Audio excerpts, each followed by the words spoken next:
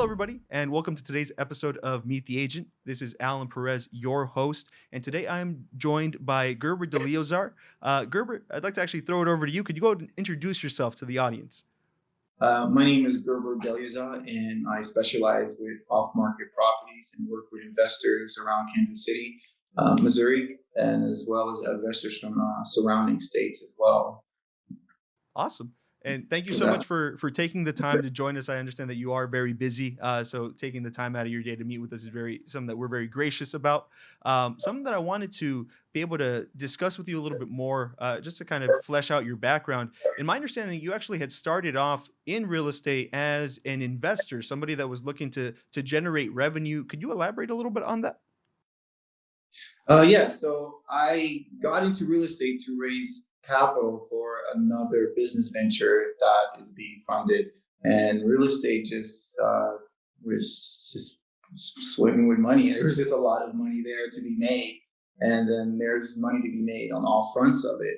A lot of people think of real estate as very linear, but if you take a step back, you can see there's many different branches that you can generate revenue, not just from the buy side or the sell side.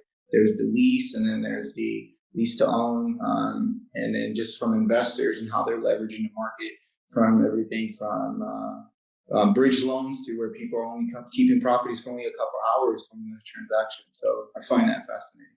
Awesome.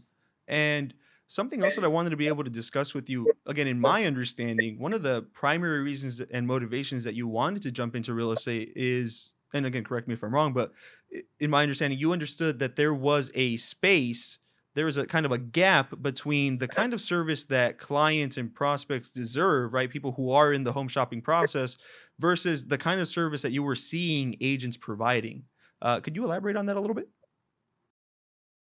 Yes, I do see that real estate agents, they come off a bit too professional, and they almost turn off the normal consumer, if you may. And so you have people who want to be either, regardless if they want to be first time investors or just first time homeowner to raise their children, they're intimidated by the process. And so my approach is literally just an approachable person, just like a friend or somebody you meet at a coffee shop. Somebody you meet at a coffee shop is way more approachable than somebody you just meet that's trying to sell or pitch you something.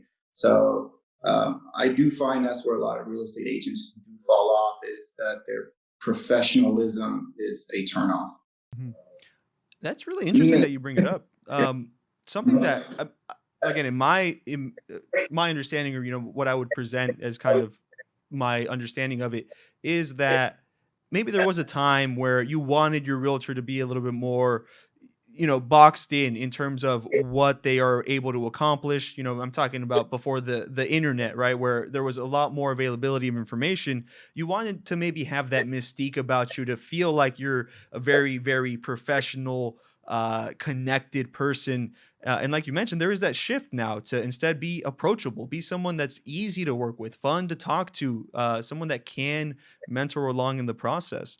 Um, I mean, with that being said, could you elaborate on this topic for us? What is it that you think real estate agents have as a responsibility to their clients? I believe realtors, their responsibility differ. Like as far as for me, it depends on the individual. It really is, and that's what starts off with the approach. Because when you approach a first-time home buyer or investor, you really have to figure who they are and what they want. Because a lot of my turnover, not turnover, but a lot of my flips are actually first-time home buyers who just initially just wanted to buy their first house, and now after speaking to them, explaining to them the process and how leveraging works, now they have 4 or 5 properties, and that was just from a one-time interaction. So I feel, and I get actually satisfaction from that, if I can turn a person from just being a consumer to then an investor, which then it benefits them, and it actually helps brand myself, because now their friends and family are wondering what are they doing, and it's something, it's just basic simple information. And I kind of wanted to add on to the part where you said we're in a day and age where everybody's on the time of the internet. And I do feel the internet is actually what's causing um, realtors to be more intimidating, because a lot of times people are on social media and they're more casual. I mean, even our workforce right now is work from home. It's just very leisure, right? So if you come off too stiff, especially when now you can do applications, you can do a job application through text message. Coming in a suit and tie, it's just it's like, who is this person? Who? Yeah, so I did find that interesting that you said that, because I do feel that the age of internet is what's changing dynamic of all of that. Yeah. I mean, in the perspective that we have here at Set Schedule, and especially for the agents, the great agents that we speak to that have a mind for the business, it feels like it really does center around empowerment of the client, right? With the internet and the advent of technology, now more than ever, it's very simple to, as long as you know how to ask your question, get the right answers. And so what we find is that a lot of the time, the agent that works best doesn't come across as the expert, but more as a consultant that can say, here, you and I both know that that information is out there, but how do we best apply it, like you just mentioned, to your specific circumstance? So that really hits the nail on the head. I mean, on that same topic of getting to know the situation and the circumstance, it's something that we know is very important, especially from an internet lead perspective. What is your process to be able to form enough trust with these prospects that a lot of the time they don't know you from any other agent on the street, to be able to get that insightful information that lets you actually present your value in the best way? You actually provided the answer to that question, is because right now, um, when before when you were to meet a client, you would just assume they're unknowing. You know, you assume that, like, all right, I'm going to hit them with a plethora of knowledge. But the things I've been seeing as of late is that the clients I'm coming across, they've already done their research. And it's not even just like, oh yeah, I looked over this for the past 5 minutes before I spoke to you. They've been interested in buying a property, been online talking to their friends to see what the steps are. So what I've been doing personally is just verifying or confirming the process of what knowledge they already know. They know what an escrow account is. They know there's an inspection. They know all of this. So now at this point, I just let them speak, and I just confirm if what they know is correct, or I just fill in the holes for them. And it actually gives them a sense of control. So it's more like I'm just an extension of their goal, instead of just being this guide. And I think before, in the past, real estate agents were just a guide to home ownership, but now everyone can do everything on their phone, and they just need somebody to make sure that they're signing the right documents, or or understanding the jargon that just is exclusive to us, but it means the same thing they just read on Google or WikiHow or something like that. So I do just think, like, I just stay out of their way, and just let them know. Like, for example, if I'm going to go show them a property, and they know all about the loan process, but at the same time they don't know how to search for sign of, like, foundation issue, or the importance of keeping the house painted to reduce wood rot, et cetera, et cetera. So like I said, you don't want to come off too professional, because then they get turned off. But at the same time, it's like, oh, on top of what you already know, you may have not considered this, but this should be out there for you as well. And then just go and verify it through either their friends, family, or the internet, because they will verify anything you say to them. So they will not just take their word for face. So, Yeah. I feel like it ties really well back to what I was mentioning has been the evolution of the responsibility of the real estate agent. At this time, it's not, hey, do everything that I do or say, right? It's just, let me know what you're thinking. Let me, like you mentioned, I really love the way that you put it. Let me be an extension of what your goals are so that we can reach those goals, which again is mhm. it's the best process as far as we've seen to have a good back and forth relationship that can sprout and continue to grow, and as you mentioned, morph into not just a first time buy, but additional investments. Something that again goes back to that root of empowering the client to realize real estate, it doesn't have to be scary. It's just asking the right questions, working with the right professionals, and being able to reap those rewards. Wanted to be able to, uh, or what? Yeah, I was going to say, as you were saying that, about, like, how I brand myself, how I view myself for the people I work with is just really just as an advisor, because all I can do is just give them advice on what I can never, you can never make somebody buy something or purchase something they don't want. But if they have their heart, mind, or goals set on that, you can just advise them on what they should and they should and shouldn't do, and the decision kind of lies on them. And I just feel that right now, people, just anybody who's buying a house right now, it doesn't even matter if they're 50 or 60, they already have a goal or intention in mind. They just need affirmation or confirmation that that's the right path they're going. So I just feel that real estate agents, they're pretty much just advisors at this point in time, if you want to be a successful one moving forward, because everyone knows everything. That's why you can never win an argument with anybody online. Just a Google search away to prove you wrong. Yeah. Yeah. No, and as you mentioned, I really liked when you put it that way. Is sometimes you do have to just stay out of their way. Work with them. Don't try to change the current, right? But just try to understand where they're coming from to begin with. Uh, Actually, that leads me to a question that we're very interested to gain insight from you on, Gerber. Do you have different approaches that you take when you are speaking with a first-time buyer versus someone that you make connection with that seems to be maybe more of an investor or a regular in the real estate space? Like I said, it boils down to the initial conversation, um, mm, because some of my largest clients that I've had, that I currently have, that are 20 million or more for purchasing power. Now, because they have that much purchasing power, that doesn't mean that they're spending all of it. But the thing is, they have me exclusively as a buyer's agent or seller's agent whenever they decide to get in. I actually met them buying properties that were well under $100,000. So it's just more like I treated them like anyone else, and I didn't show them any more exclusive privileges or anything like that. The only thing that changed based on my approach didn't change. It's just that the only thing that changed was what they were willing to spend and how they were willing to spend it. An investor who has $20 million account or more, when he buys property different from somebody who's using a government program to pay their down payment and then trying to keep some cash for furniture or whatever, the kids care or things like that. So, but the information is still the same. It's just perceived differently. So it you just kind of treat everybody just the same. I just feel like if you find a perfect formula that's applicable to everyone, where it leads from that, anyone knows. That's just my personal opinion, because I haven't, like, my largest account, I don't treat them any differently. And then the same thing, if I have people who are spending under $400,000, if they have the financial prowess that the other people do, I would provide them the same property if they could afford it. So nothing really changes.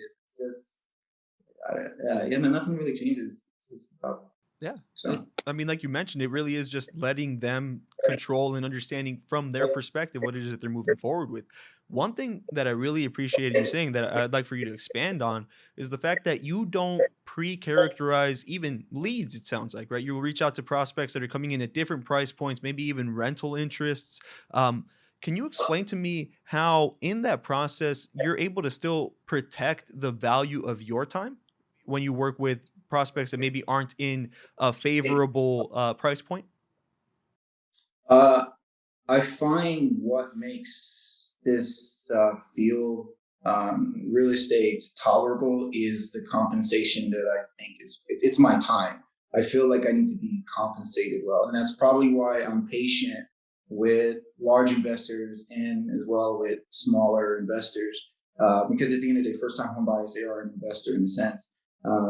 It's just because they will pay my minimum, regardless if they spending X amount or that amount, because my compensation is the same. And I feel like if real estate agents, they do have a minimum, they will find that they don't really have any preferable treatment.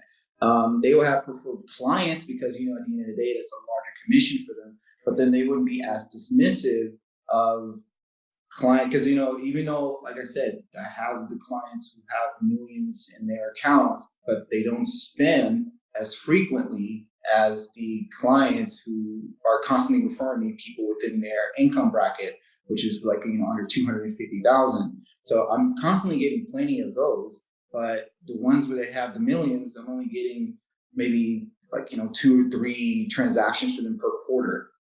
So if you do have that minimum, then it doesn't really matter. It's just a matter of just filling up your pipeline as put as much in your pipeline as possible. And then when the time comes, the time will come. But if I were to just focus on the largest commission and things like that, then I'd be disregarding a lot. I would actually I would have not made as much income, and I would not have made as many connections as I've done if I were to ignore even transactions under $50,000, which I still get compensated as if they were $100,000 transactions. So it's actually, I don't get paid any less than that because that's my minimum. Yeah.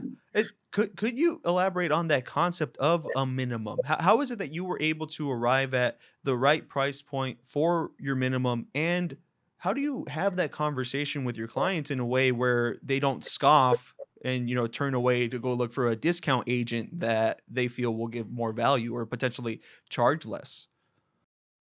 It's interesting because you would assume it would be a difficult conversation to have with a buyer when it comes to your compensation. The truth of the reality is that one is, who are they comparing? Who are they going to compare your pricing to? Because a lot of times when you're meeting a buyer, you're more likely the first agent they met, and if you already at the point where you're talking about compensation, that's probably more that they've ever spoken to an agent prior to you. And so it isn't a hard conversation to have at all, especially when you explain to them that the seller pays a certain amount and I have a minimum and you just pay the difference. And I have not had anyone told me that they will not pay the difference. Sometimes the difference is $1,000, and sometimes the difference is $250. But I just think a lot of agents they have, I feel when it comes to compensation, it's a difficult conversation for people to have. And whenever you're talking about money, it's just difficult. It makes it awkward.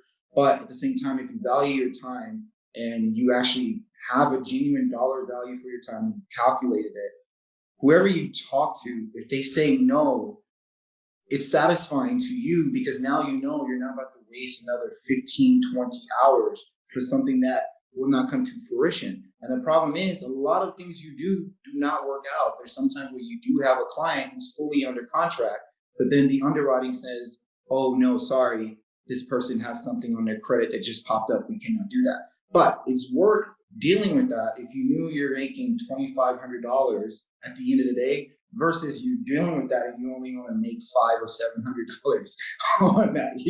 So there's this thing where it's worth it. Like, it was worth putting the effort for X amount of money versus putting the exact same effort for a lesser dollar value. So that's just my take on it, and it just makes me more patient with all of my clients across the board because I'm getting compensated the way I want. Where if I was only making $750, I could see myself being disgruntled. I could see myself being impatient naturally because now I'm just feeling like this person's wasting my time. And it's not fair to the consumer at that point. That's your fault for not telling them hey, this is how much I want. I think you might be better off finding a discounted broker. Yeah. I mean, that's exactly right. Like you were mentioning, right? A little bit of forethought, a little bit of time calculation, and just being able to say plain facedly, I want to be able to service you the right way. I know what my time is worth. You are more than entitled to my time. We just have to be on the same page that that's what my time is worth.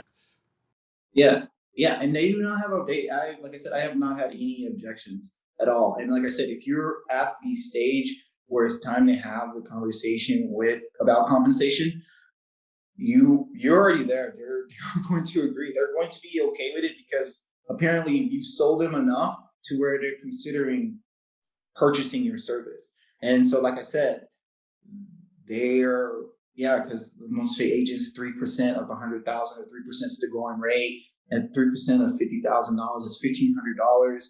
I mean, you're probably showing this person like 5 to 10 houses before they even make a selection. No, I can't do that. No, I can't do that.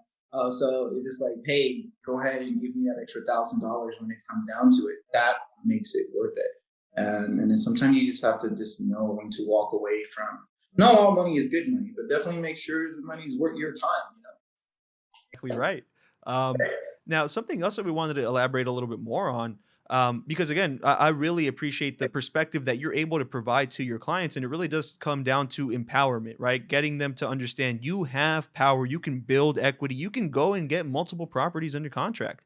Um, Mhm. what is your process, and kind of what tips would you suggest for agents that maybe are struggling with internet leads? They're not getting the responses that they want. They are not able to actually even potentially meet with or have a good productive conversation regarding interests and aspirations for the home buying process. What advice would you give for those agents that are maybe failing to start when working internet leads? Internet leads, they're interesting because, like for example, with your service SetSchedule, when I was just consuming as many leads as I could, and when I was consuming those leads, they led to, there was a lot of cold leads where I didn't even get a response, or the email was rejected, or the phone number was disconnected. But what I did find was the sequence is call them quickly as possible, and then the initial text message I was sending out to them. If I look back through the very first lead I was sending text messages to, you see like maybe 30 different variations, and that was a good opportunity to find out what flowed better, what was more general. Because then I was having issues where I was speaking to investors. I would send a text message if the person was an investor, or I would send the text messages to a person as if they were a first time home buyer. And the thing is, you have no idea who the other person on the other line is and what their personality consists of. So I actually had to tailor a text message that was not too generic, but at the same time approachable. And then that actually, after practicing so many, I've noticed that I would get a certain type of responses from text messages that was this way, and then I would get a certain type of response for this. One thing I really noticed was that I was missing out on I was missing out on um, real estate. No, not real estate. I was on rent to own. I was getting certain feedback based on what the kind of messages I was sending out. So you kind of have to tailor your technique. Like internet leads, they're crazy, and you just have to figure. You have to figure out an algorithm. I know that's weird. You have to create your own algorithm, and then the data. Like I said, the leads I was getting, they were good practice. They were good practice to see what would work. And even if I got somebody that said no, but even though they texted me and said no, to me, that was valuable information because I knew that the string of words I sent to them was effective enough to catch their attention for them to respond. And that was the hardest part, is getting somebody to respond, to even know if they were ever interested. So um, I don't know how to make that more polished for you, but that was just generally it. I just took that opportunity to figure out what worked. Yeah. I mean, that's awesome. It's definitely what we recommend for agents that we speak to because um I mean, as you mentioned, right? The prospect themselves, there's not much that we know about them. We know that they were looking. We know that if you approach them the right way, ideally, like you were just mentioning, you find the right string of words to put together, you'll be able to get a response. But I think that there's so many agents that are content to not get a response, say that the system is somehow not working, but not really take the time to figure out what is my actual equation, what variables are Mhm. at play, what can I tweak to make it better so that I actually start seeing the results and start getting the responses. So I really appreciate that insight. I mean, again, it is something that from a base level, if you're going to be working internet leads or really any sort of large, uh, top of funnel to a smaller conversion towards the bottom for any business person, it's something that you need to be able to understand. It's how do I measure my performance, and not getting responses and not following up enough to the point where you get responses doesn't do anybody any good in terms of business. Um, The Now, follow up, sorry, go go ahead. ahead. No, Uh, please, please. the follow up is something I've been working on actually just the past 2 weeks because the initial text message I was sending out, I found the perfect combination of them as well as emails and the way to pitch the voicemails as well.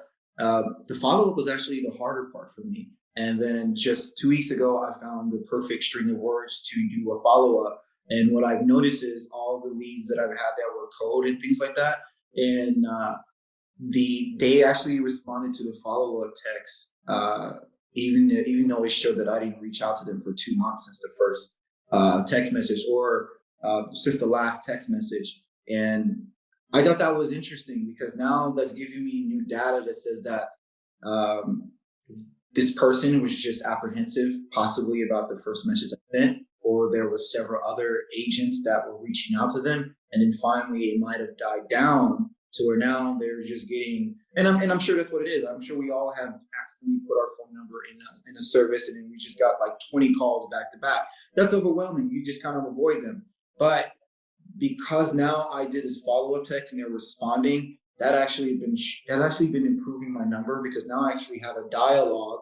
And even if they were or may not been interested or still may be interested, I will get some kind of referral service from them too. So that's something I just want to throw out there. There is a time period where if you just wait a little longer, and that second follow up is showing. I haven't made anything off of it yet, but it's very promising from the data I'm collecting from it. Awesome. I mean, it's incredibly useful information because, again, different agents will have different perspectives. And a lot of the time, one of the kind of prevailing thoughts that we disagree with is the thought of, this lead isn't good because, I reached out to them when they submitted their information and now it's too late for me to reach out again. Just a quick figure that we have thrown around more than once. We understand that for your average first time home buyer, especially someone that's looking on the internet, usually the informative period where they start looking, they start filling up their pipeline of knowledge, right? Getting comfortable with the process, the words and the phrasings, like you mentioned, building that knowledge base usually will take about 10 weeks. So it might be that, Mhm. at the very beginning, first day, I think that it really comes down to personality. Maybe they do want to talk to somebody, right? But a lot of people, maybe they do feel, oh, I'm not ready to talk to somebody yet. And I don't want to get led in a direction that I don't know about. Right. Mhm. And so, Yeah. again, letting that lead breathe or giving them time to putting the ball in their court, I guess is the best way to put it, is always going to lead to better results. And like you mentioned, I mean, we've all done it. I've done it where, I know that I need to go to the chiropractor and I signed up for text alerts and I get them every so often. And I went maybe a year and a half ago and I wanted to set up a follow up session. And as long as I let those messages come in, I know that at a certain point when I want to, I can act on it. Right. But if those text messages stop coming in, then it's not going to be top of mind and I'm not going to go with them. I'm Yeah. going to look again to find someone else or go with another service. Um, I mean, again, that's great, amazing tip and technique to be able to tweak and just see, what can I do to manage the results to really put into numbers and stats what my performance is and to really at the end of the day protect the value of my time, not to just it's not about just flipping over one rock. It's about making sure that you flip over every single rock and that when you flip over that rock, that that it's the right approach to do it so that it'll work for, again, if you put yourself in that client's shoes. Can I give you an example? There's two examples. I was getting these leads on set schedule. I'm allowed to speak about set schedule, right? Yeah, Okay. please. Yes. I was getting the leads on the app from set schedule and I accepted it. I sent her text messages, I sent her voicemails, and this was about 4 months ago. And no response. But then I got a live connection, and the operator calls like, yeah, we have a live verified lead, and and then as I was speaking to her, they connected me. I'm speaking to her, and then I say, okay, let me go ahead and send you a text message to introduce myself, so you have my phone number. And then I see that as I'm typing in her number, I see like all the messages I had sent to her the last 4 months, and I'm like, I've been trying to reach you. She's like, you have? I was like, yeah. So when I sent it to her, she saw all the messages. And then this is like another thing, like I said, it confirms that they are still in the market. It's just that they don't know.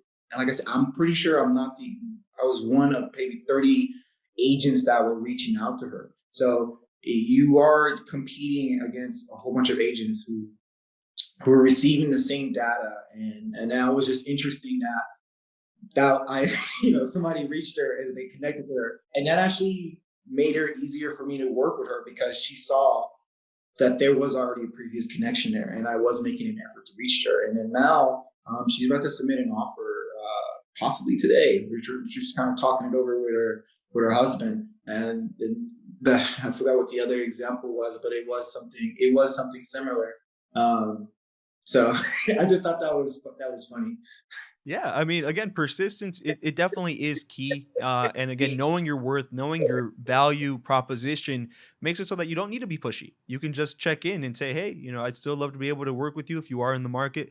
Doesn't need to be assumptive, doesn't need to be backbiting or petty. Are you ever going to respond to me? It's actually something we were discussing with another one of our meet the agent interviews was, why get frustrated? And actually on that topic, how is it that you maintain such a clear perspective of what the client is going through? Because again, sometimes we're just shocked at the way that some people will just delude themselves or tell themselves this is the frame of mind of every prospect that I've ever reached out to.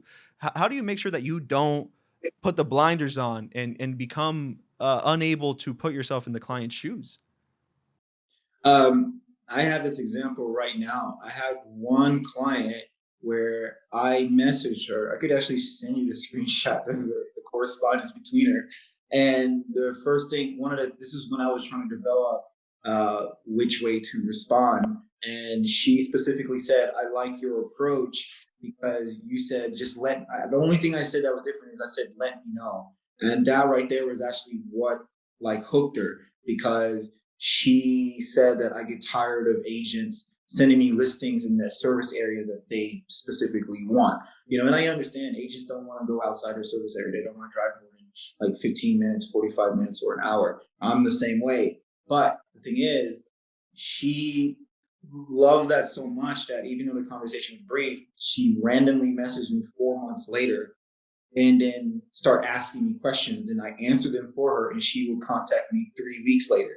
So if I were to be pushy and, like you said, keep the blinders on, she would have just easily dismissed me because I would have came off too pushy. Now she's going out of her way to use the lenders I'm recommending to get more information. Now, unfortunately, she is outside of the service area, but I passed her on to another agent, which I still get compensated for. So sometimes, it's not about making the full 100% commission off of it. I'm fine just taking the 25, 30, whatever I'm just giving out as a referral to the next agent. But it still was an easy process. I mean, like the amount of effort put in versus the income I'm getting out was still worth it. Like I said, it kind of boils down to the compensation. So working these leads and everything like that, it has a very good return. It has a very good return. To be honest with you, but yeah, I try not to step on their feet. I try not to, and I mean personally, my approach is constantly evolving. As you were interviewing me, you've heard me constantly change up the strategy, even started implementing new ones, and I think that's the way it is, and I think that's the way. I mean, you just look at history and how business it's constantly evolving. So to just sit there and take this one size fit all approach and then move with it, then you're definitely going to be left behind the curve. I mean, Yeah. I mean, that's exactly right. And again, thank you for being able to provide those examples that really validate. Again, it's not a one and done process. It's not if you're looking to one call close a prospect in real estate where it's probably one of the biggest dollar investments of their life, you might be in the yeah. wrong industry, right? It really is about building that relationship, being sincere in your interest, and getting to know the person on the other end. On that topic, I mean, again, because I really appreciate the perspective that you have, the openness that you have to understand what the client is going through, what the home shopper, the regular person that's looking to find the right kind of agent to work with. Um, in your mind, right, what would you recommend for a first time buyer or maybe even a seasoned investor for the best way to find an agent that they'll be able to work with and long term and have a good relationship with? What are some green flags for people that are interviewing real estate agents?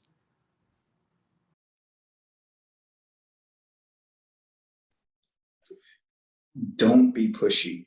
I find that it's but don't be pushy, but at the same time stay relevant. And I don't know if that makes sense, because sometimes when you try to show your relevance or remind people that you still exist, you kind of come off as if you're trying to sell them something. Um, for seasoned investors, is just for me, it's very easy because I specialize in off market. So it's just more like showing them properties that, just say like, hey, I remember this might fit your portfolio, or even on market properties. I send investors properties that they will clearly see, but then they know that I know their taste, I know what they're into, and therefore when I come across something, they know I have hundreds of other clients that I'm working with, but I saw something that stuck to me, and I thought it was appropriate for them. So that's one way I stay relevant without being pushy. And then for as far as first time home buyers, it's really hard to say because the dynamic of them are so different. Like they come from so many different like income brackets, to like the neighborhood, to there's some agents who won't even step in certain neighborhoods, which preferably that's understandable. But it's really hard to say when it comes to that. But it's just more like, if you can't find, my thing is, if the buyer or your client is not something that you can work with, it doesn't mean you cannot be compensated in some way.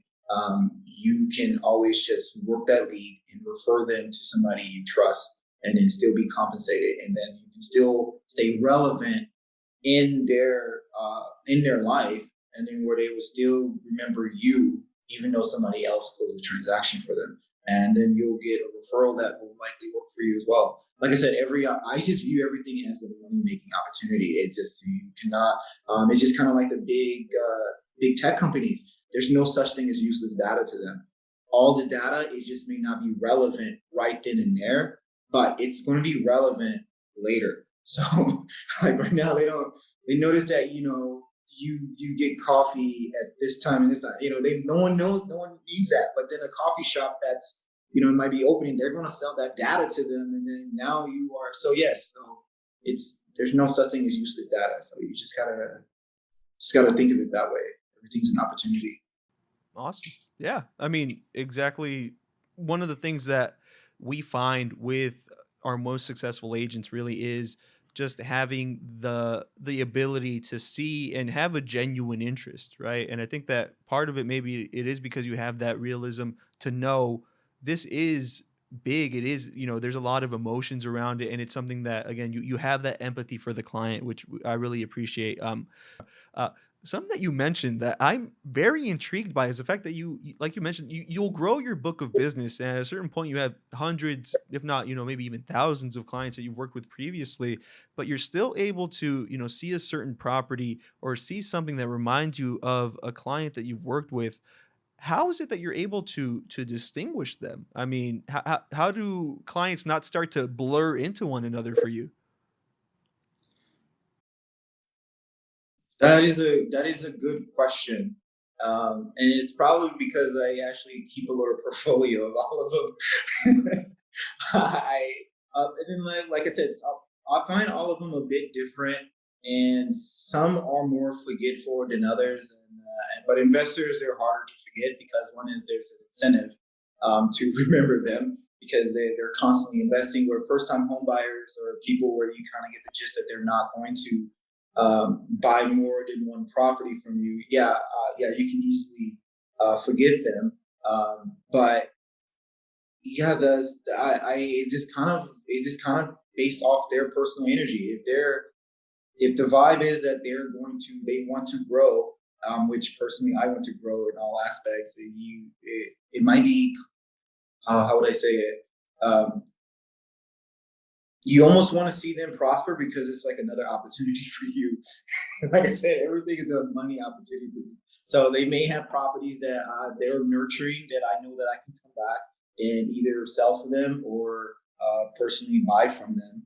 So that's something I can think of. It's just really based on their vibe, because I could not remember all of them, but the ones that offer more opportunities, that's the ones that I probably would. Now, let's say that the people who the first time home buyers, they have kids who are now, this is like I said, 15, 20 years from now, then I'm definitely going to go ahead back through that Rolodex and see like, hey, how's your kid doing? How's your grandkids doing? Are they looking, you know?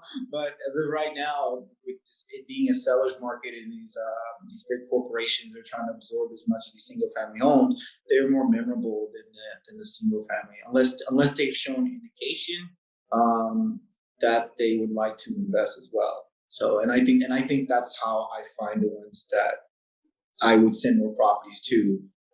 And I actually, to be honest, it's probably just that simple because right now the people who I have that are first time home buyers, if I see a property that meet the description of what they like or what I've shown them, I would send them the same thing as well. So I just think it's different. From investors, it's easy to remember what they would like. And then from your buyers that you're currently dealing with, it's very easy to know what they like because you're trying to sell them something. Yeah. I mean, something that I really like that you mentioned, and to kind of maybe make it sound a little less transactional, but at the end of the day, right? If you're able to sympathize with someone, not just empathize and think, okay, I understand where they're coming from, but if you're able to sympathize and say, that's how I think about this too, right? You see yourself in them, you can actually forge those relationships, right? Like you mentioned, based around growing, based around wanting to invest for the sake of being able to build, generational wealth, for example, right? If it's someone that makes sense and you could see yourself as having a realistic relationship, a friendship, right? Um, that I think is something that a lot of agents don't necessarily realize. And a lot of the time they may not necessarily put effort into, right? To figure out how can I see myself in this person, which again, I think is fantastic that you, with everybody that you speak to, you try to inspire them and share this, again, awesome ability and, uh, potential opportunity to grow through real estate. And again, that's why I think that you're one of my favorite agents that we've been able to speak to on this podcast so far. We are basically at the end of our time here. I did want to ask you a couple of quick wrap up questions, and then we will jump off. But do you have any last quick notes? Tidbits of information, anything that you would maybe even just want to restate, any advice that you would want to share with agents that maybe aren't seeing the level of success they would like in their business, maybe due to internet leads or just in general? Any tidbits of wisdom for any agents out there not seeing the level of success they'd like?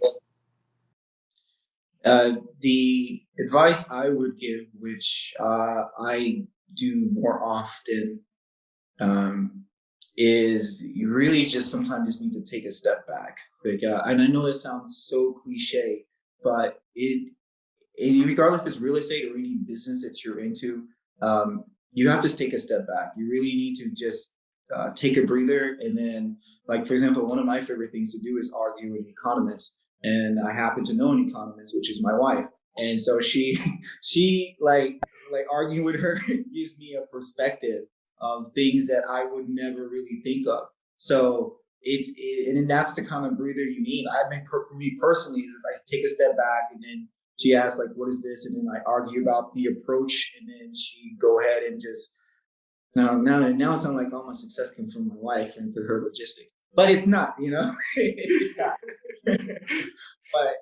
But no, I just think you do need to get a fresh perspective or all different type of perspective. And like I said, that's just more data and information that you can get and see how you can apply it. It's just step out of your own bubble, and it's very easy to get warped into your own theories. And sometimes it's not even workable. It's not even profitable. But we are our own worst enemies at time, and I think it's important to just step back and then get a different perspective or just relax. Like I said, it can get overwhelming. I mean, again, I think that a lot of agents, they don't necessarily take that responsibility to manage their mindset. And when you do, right, when you're able to take that step back to gain that additional perspective and knowledge, it only makes you more able to form those real connections with the potential prospects because now you're a little bit more open to seeing things the way that they see it. Right. It's not about saying this is what real estate is or this is what the market is. It's this is the perspective that I have on it. What other perspectives are out there? And again, I really appreciate you for saying that. I mean, again, it's something that I think every agent should really take to heart. Last question for you here, Gerber. What, if any, last notes would you want to be able to share with people that are thinking about buying out in your market area? And could you go ahead and state your market area for us again? Yeah, it's Kansas City, Missouri, and the market over here is interesting because 4 years ago, well, granted, we know there's a seller's market, but there's also been great growth and development in Kansas City. It's a mid-time city, the kind of company that's moving in and starting startups here. It's the perfect in between the West Coast and the East Coast, clearly because it's in the Midwest. But it's nothing as large as Chicago, but it's something where you can get all the experiences that you could get there, but at the fraction of the cost. For now, there's there's inflation. It's growing. Just all the land buying, the land grab, and then all like properties that the properties that are being gentrified. The it's insane watching something that you just saw sit on the corner for 10 years, completely dilapidated.